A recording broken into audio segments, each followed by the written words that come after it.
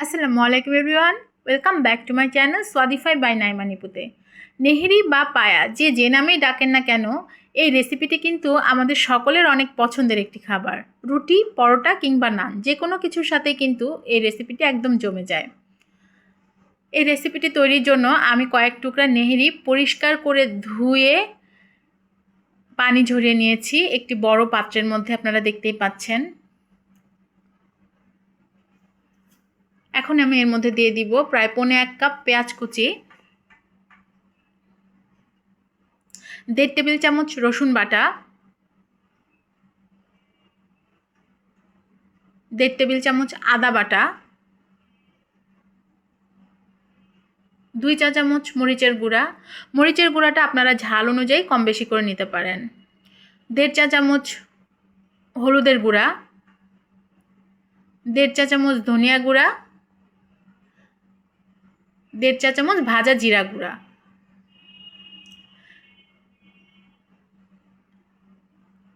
এবং স্বাদ মতো কিছুটা লবণ। গোটা মশলার মধ্যে আমি এখানে দিয়ে দিচ্ছি 6 থেকে 7টি সাদা এলাচ, 2টি কালো এলাচ, 4 থেকে 5 টুকরা দারুচিনি, একটা তেজপাতা আমি মাঝখান দিয়ে ছিঁড়ে দিয়েছি এবং দিয়ে দিচ্ছি 1 টেবিল চামচ সয়াবিন তেল। তেলের পরিমাণটা এখানে আমি একটু কম দিব, যেহেতু এটা গরুর মাংস, এখানে মাংসের নেহেরি থেকে অনেকটা তেল উঠে আসবে সেজন্য। এখন একটি স্প্যাচুলার সাহায্যে আমি মশলাগুলো নেহেরির সাথে নেড়েচেড়ে মিশিয়ে দিব। এই পর্যায়ে এখানে পর্যাপ্ত পরিমাণে পানি দিয়ে আমি এটাকে রান্না হতে দিতে থাকবো। পানির পরিমাণটা এখানে অবশ্যই একটু বেশি লাগবে, যেহেতু নেহেরি সিদ্ধ হতে একটু সময় লাগে। এখন একটি ঢাকনা আমি দিয়ে ঢেকে দিব। ঢাকনাতে যদি কোনো ছিদ্র থাকে আপনারা এভাবে একটি লংয়ের মাধ্যমে ছিদ্রটা বন্ধ করে দিবেন, বা যে কোনো কাঠির মাধ্যমে এটা বন্ধ করতে পারেন। আমি একটি লংয়ের মাধ্যমে ছিদ্রটি বন্ধ করে দিয়েছি। আপনারা দেখতেই পাচ্ছেন আমার নেহেরিতে বলক চলে এসেছে। একটি স্প্যাচুলার সাহায্যে আমি নেড়ে চেড়ে নেহেরিটা মিশিয়ে দিব আবারও।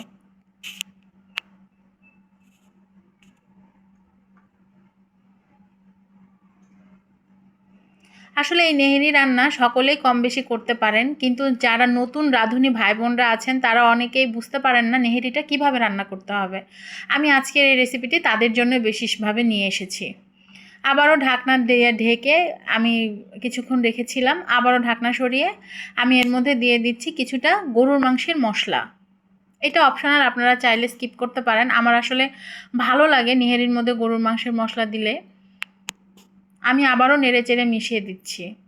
এই কাজটা আপনারা কয়েক পর্যায়ে করতে পারেন যাতে নিচে লেগে না ধরে। নিচে লেগে ধরলে তখন খেতে ভালো লাগবে না, সেই জন্য আপনারা কয়েকবার নেড়েচেড়ে মিশিয়ে দিবেন।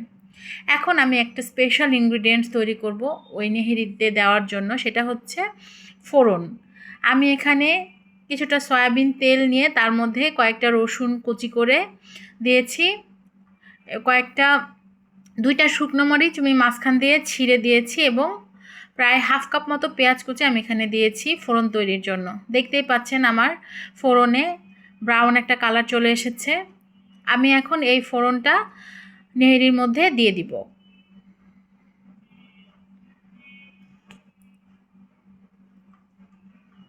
অনেকে এই ফোড়নের মধ্যে চাইলে গোটা জিরা ব্যবহার করতে পারেন। আমি যেহেতু ভাজা জিরার গুঁড়ো এখানে ব্যবহার করেছি সেজন্য আমি গোটা জিরা ফোড়ন হিসাবে এখানে দেইনি। আমি নেড়ে চেড়ে ফোড়নটা নেহেরির সাথে মিশিয়ে দিব।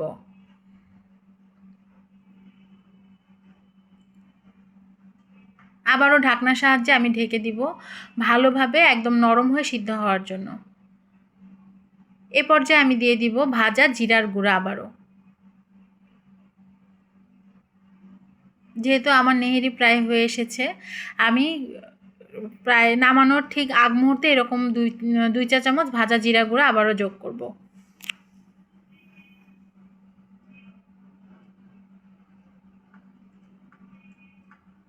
এ পর্যায়ে আমি আবারও ঢাকনা দিয়ে ঢেকে কিছুক্ষণ রেখে দিব। দেখতেই পাচ্ছেন হয়ে গিয়েছে আমার মজাদার নেহেরি রান্না। আপনারা অবশ্যই বাসায় এই রেসিপিটি ট্রাই করবেন।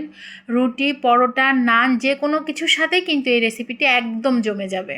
আমি ডেকোরেশনের জন্য উপর দিয়ে কিছুটা ধনিয়া পাতা কুচি দিয়ে দিচ্ছি, আরও দিয়ে দিচ্ছি 1 মুঠ পেঁয়াজ বেরেস্তা। আপনারা এখানে চাইলে আদা কুচিও ব্যবহার করতে পারেন। আমার আসলে আদা কুচিটা এভাবে ভালো লাগে না, সেজন্য স্কিপ করেছি।